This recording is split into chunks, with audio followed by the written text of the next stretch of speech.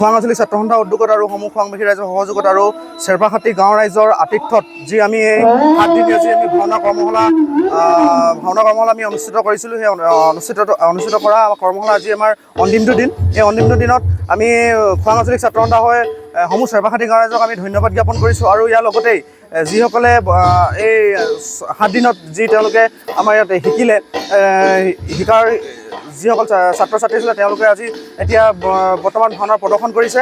আৰু ইয়াৰ লগে লগে আমি খোৱাং আঞ্চলিক ছাত্ৰ সন্থাই সদৌ অসম ছাত্ৰ সন্থাৰ যি আমাৰ সাংস্কৃতিৰ আধাৰত যি আমাৰ এই ধৰণৰ যিসমূহ আমাৰ প্ৰকল্পবোৰ হৈ থাকে, সেই প্ৰকল্পবোৰ দ্বাৰা আমি ৰাইজৰ মাজত আমি কিদৰে ব্যয় হ'ব পাৰোঁ, কিদৰে আমাৰ এই কণ ছাত্ৰ ছাত্ৰীসকলক আমি আগবঢ়াই নিব পাৰোঁ, তাৰে আমি প্ৰচেষ্টা চলাই আছোঁ।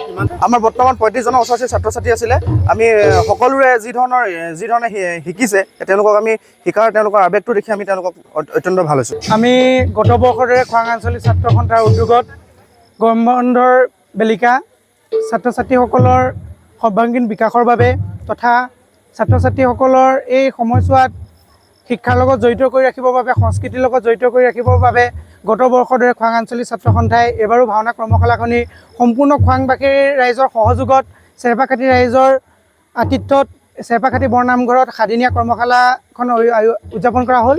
ইয়াৰ আমাৰ লক্ষ্য উদ্দেশ্য এটাই, গুৰু সংস্কৃতি ধৰি ৰখা, অসমীয়া সংস্কৃতি জীয়াই ৰখা, লুইতৰ 2 পাৰত অসমীয়া জাতিৰ স্বাভিমানীকৈ শিৰ ফুলাই ক'ব পৰাকৈ, সংস্কৃতি ৰক্ষা কৰিব পৰাকৈ, গুৰু সংস্কৃতি যে বিশ্ব দৰবাৰত প্ৰতিষ্ঠা কৰিব পাৰি, তাৰে আমাৰ আমাৰ এক আন্দোলনমুখী পৰিৱেশ আমি সৃষ্টি কৰাৰ আমি চেষ্টা কৰিছিলোঁ।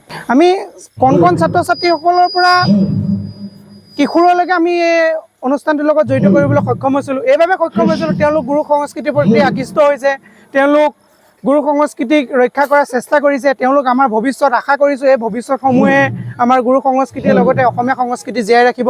তাৰ যি আমি চেষ্টা কৰিছোঁ, তেওঁলোকে আমাক সেই চেষ্টাৰ সাৰ্থকতা আমাক প্ৰদান কৰিছে। আধ্যাত্মিকতা যি সময়ত ChatGPT, AI, জেমিনি যিদৰে এফালৰ পৰা গ্ৰন্থৰ লগতে আমাক সামাজিক পৰিৱেশটো গ্ৰাস কৰি আহিছে, সেই সময়তে আমি গ্ৰাস কৰি আহিছে বুলি ক'লেও নহ'ব, তাৰ পৰা আমাৰ উপকৃত হৈছে। কিন্তু সেই সময়তে যে আধ্যাত্মিকতাৰ চেতনাৰ আমি জাগ্ৰত কৰিবলৈ চেষ্টা কৰিছোঁ, তেওঁলোকে সেই জাগ্ৰত চেষ্টাক তেওঁলোকে অহুপুৰুষত্বৰে তেওঁলোকে আমাৰ লগত জড়িত হৈ যি এক নিবিড় সম্পৰ্ক গুৰু সংস্কৃতিৰ লগত গঢ়ি তুলিলে, তেওঁলোকক এই চেগতে আমাৰ ধন্যবাদ আৰু কৃতজ্ঞতা। আৰু যে আধ্যাত্মিকতা চেতনা তেওঁলোকৰ মনত আছে, আমি স্বীকাৰ কৰিব লাগিব।